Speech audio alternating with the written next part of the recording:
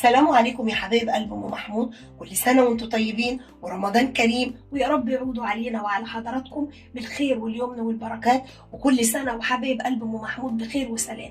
النهارده باذن الله حبايبي هنعمل مع بعض روتين فطارنا في رمضان بتكلفه بسيطه، وقلنا مش عايزين نكلف نفسينا، الاسعار غاليه جدا. طب احنا الاسعار غاليه مش هنطبخ، ده احنا هنطبخ ونعمل احلى فطار بتكلفه قليله، والطعم باذن الله هيعجب حضراتكم جدا. النهارده باذن الله انا عندي هنا فرخه بلدي هعملها في الفرن وهتطلع حلوه جدا ودايبه دوب، والتتبيله بتاعتها بسيطه جدا. تتبيله ايه بقى يا ام محمود؟ انا عندي هنا خدت طماطمايه وبصلايه، بشرتهم، خدت البشر بتاعهم بس خدت الميه اللي نزلت منهم. يعني انا عندي دي عباره عن بصل، الميه بتاعت البصل والطماطميه، بصلايه واحده وطماطميه واحده عشان البصل غالي. اتفقنا كده. البهارات اللي عندي معلقه فلفل اسمر، معلقه كزبره ناشفه، ربع معلقه حبهان، معلقه سكر، معلقه ملح، وعندي كمان بشره بسيطه قوي من جوز الطيب ونص معلقه قرفه، وكفايه قوي البهارات دي. هنعمل بقى الفرخه ديت، عايزين نحط كده حاجه كده تحت الفرخه عشان الفرخه ما تتلسعش مننا وتطلع طعمها حلو جدا. طب هنسمي بسم الله ونقول انا عندي ايه؟ انا عندي هنا طماطمايه مقطعها حلق، وبصلايه واحده برده حلق، وعندي واحده قرن فلفل اخضر قطعتها حلق. اتفقنا كده. لا هنجيب فلفل الوان بقى عشان الغليان والدنيا هتبقى تمام. عندي هنا ليمونه، انا بشيل الليمون في الفريزر، فانا قطعت الحته اللي في قلبها اللي فوق دي، مش هاخد الليمونه كلها، احنا قلنا بنحافظ، هبشر بس الحته الصغيره ديت على الخلطه اللي هنعملها للفراخ. وما نستغناش بقى عن قرن فلفل احمر كده باخضر كده، انا ده نص ونص. اتفقنا كده. يلا نسمي بسم الله يا حبايبي ونبدا مع بعضينا ونشوف هنعمل ايه. بصوا بقى يا غاليين، انا هبدا احط هنا ادي الطماطم، العصير بتاع الطماطم بالبصلايه، واحط زي ما اتفقنا كده عشان بس هو الليمون ايه ناشف بس شويه، فانا عشان كده هبشره، لكن لو في نص ليمونه عادي هنبشرها برضه. بصوا حبايب قلبي حلو قوي كده، يعني بمعدل نص ليمونه انزل بس الايه البشر بتاعها. اتفقنا كده.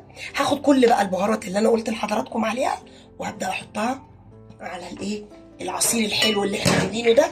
تتبيله بسيطه ما فيهاش اي حاجه، بس في الاخر بتدي طعم حلو جدا. معلش يا غالين الكاميرا فصلت وانا بصور، انا سيحت حته زبده صغننه قوي وحطيتها حته صغيره قوي.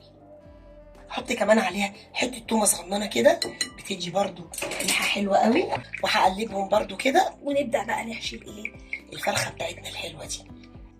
حبايب قلبي بصوا يا غاليين، طبعا انا قلت لحضراتكم قبل كده انا لما بغسل الفرخه بفتح كده بين الجلد واخد من هنا كده من عند الدبوسه كده، شايفين الحته دي، واغسلها كويس قوي. اتفقنا كده. هبدا بقى اسمي بسم الله واخد من التتبيله الحلوه دي اهي، واحط كده من الفرخه من جوه. انا كده حشيتها او حطيت التتبيله دي من جوه، هبدا باخد بقى التتبيله دي كده من جوه الفرخه كده، شايفين منين اهي قوي كده. وعشان دي فرخه بلدي فانا هعمل بس بالسكينه كده فتحات بسيطه عشان تستوي مني اكتر. بصوا حبايب قلب ام محمود، هفتح كده اهو كده بحيث بس انها ايه تدي طريان للفرخه، ومن هنا من جوه كده الدبوسه برضو هفتحها كده اهي. بصوا حبايب قلبي الدبوسه معايا اهي هشقها بس شقه بسيطه كده عشان التتبيله بس تخش جواها. اتفقنا. وهاخد بقى كده اهو وادخل جوه هنا كده، وبرضو هنا كده اهي كده. انا تبلت الفرخه كلها بقى، ما تسيبوش ولا حته فيها، لان الحاجات ديت هي اللي بتساعد ان الفرخه تطلع معانا طريه خالص. اقلب برضو كده كده. انا حشيتها من جوه، مش حشيتها تبلتها يعني بالتتبيله الحلوه دي، وبرضو من بره كده اهي. بس هي حلوه قوي كده. طب هنعمل ايه بقى تاني؟ وناخد الزعروره الحلوه دي كمان. هنعمل بقى كده ايه تاني يا ام محمود؟ اقول لكم يلا يا غاليين نشوف هنعمل ايه. بصوا حبايب قلب ام محمود، كل الخضار اللي انا قلت عليه اتفقنا ان احنا عايزين نعمله بطانه. نخلي الطماطم كده من تحت اكتر اهو، وبقيه الخضار بتاعنا من فوق، واكمل هنا برده كده طماطم كده، والبصل اهو كده. انا عملت الطانه للفرخه من تحت، عمرها ما تتلسع مني ابدا. وعلى فكره انا مش هحط كمان عليها غير حبه ميه صغننين خالص ويكونوا دافيين. اتفقنا كده. البصلايه بقى الحلوه بتاعتي دي هحط برده شويه الفلفل اهو. هاخد بقى البصلايه دي هقول لكم انا هعمل فيها ايه. انا عندي هنا بقيه الحاجات اللي انا سقيت منها الفرخ. احط بقى عليهم البصلايه اللي انا بشرتها، اتفقنا كده. واحط عليها كمان بشر الطماطم اللي انا عملته. اتفقنا ان احنا مش عايزين نهدر اي حاجه اهي. وهي ملحها كده مظبوط قوي. خدنا بقى البهارات الحلوه دي كده، هحط منها شويه هنا اهي في الصينيه بتاعتنا كده، شويه صغننين كده في الصينيه بتاعتنا اهو بس. واجيب بقى الفرخه بتاعتنا، نحط بقى الفرخه بتاعتنا الحلوه دي اهي، وناخد بقى الخليط اللي احنا عملناه ده كده احنا هنحطه بقى من بره اهو على الفرخه بتاعتنا كده. ولو حطينا هنحط شويه ميه سخنين صغننين خالص، وبقيه الخليط ده بتاعنا كده اهو. ايه رايكم بقى؟ هتطلع فرخه حلوه جدا زي الفراخ البيضه بالظبط اللي بنجيبها اهي، حلوه قوي كده، مش عايزين نرمي حاجه. بس هحط بقى دلوقتي شويه ميه سخنين مش كتير قوي. بصوا يا حبايب قلبي، هي كوبايه ميه كده، وهبدا بقى اوزعها هنا كده اهي في كل الجناب كده. مش حاجه عند الفرخه يعني، مش هحطها من عند الفرخه، بس هي حلوه قوي كده. شايفين كوبايه الميه قد ايه؟ هي كل دي السوائل اللي موجوده في الفرخه.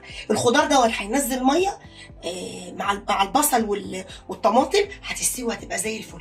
حبايب قلبي الغاليين، انا كده حطيت الميه، هاخدها بقى احطها في الفرن، ويلا بقى نكمل بقيه روتيننا النهارده. حبايب قلبي انا حطيت هنا، انا بحب اعمل الرز بزيت، فانا حطيت شويه زيت ونص معلقه سمنه بلدي بس.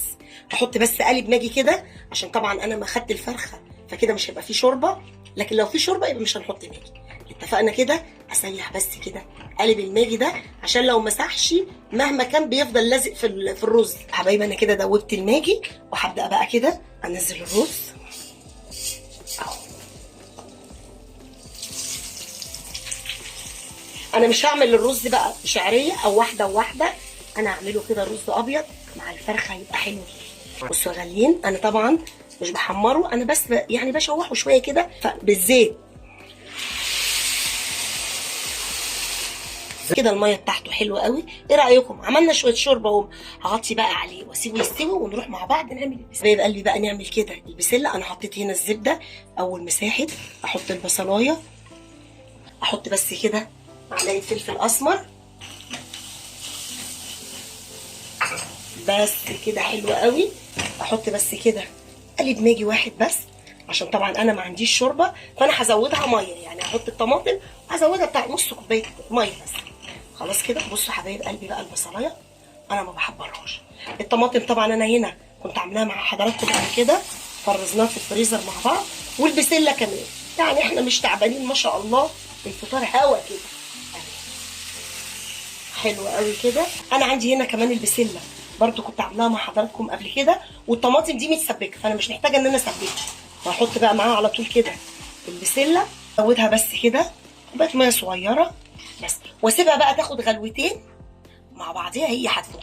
طبعا احنا اتفقنا ان الطماطم متسبك وانا كده كده مفرزه البسله، فمديها تكه كده على البوتاجاز، وهو كله كده مع بعض يبقى زي الفل. هغطيها بقى ومش هعلي عليها النار قوي عشان تستوي براحتها، وارجع لكم بقى بعد ما نكون خلصنا الفطار بتاعنا. هنعمل مع بعض بقى دلوقتي شويه عصير، او انا كنت عاملاه قبل رمضان. كنت جايبه الجزر والبرتقال، بس انا عشان كان عندي كبه فضربت الاثنين مع بعضيهم، وشلته وحطيت له السكر وحطيت له نص ليمونه وشلته في الاكياس ما شاء الله زي الفل. هبدا بقى كده، وبصوا بقى لسه مفرزن ازاي متلج اهو. هاخده بقى كده احطه هنا، بصوا، والسكر بتاعه كمان، يعني انا حطيت بالليمون بالسكر كمان. هزوده بس كده كوبايه ميه، هحط كمان عليه كوبايه ميه لان هو يعتبر انا ما زودتوش حاجه. احط كمان عليه كده كوبايه ميه، واديله تقليبه بسيطه، سيبه بقى كده يفك على ميعاد الفطار. ويلا بقى نرجع بعد ما نكون خلصنا خالص فطارنا. ايه رايكم بقى يا حبايب قلبي كده في الفطار البسيط دوت؟ باذن الله يعجب حضراتكم. وشويه العصير التحفه دولت، عصير بجزر، حاجه مغذيه كده وفريش وحلوه. ايه رايكم؟ ما تيجوا تفطروا معانا. كل سنه وانتم طيبين، واسيبكم يا رب كده في رعايه الله، واشوفكم باذن الله يا حبايب قلبي في فيديو جديد. وقبل ما انهي الفيديو ما تنسونيش في اللايك والاشتراك في القناه، والسلام عليكم ورحمه الله.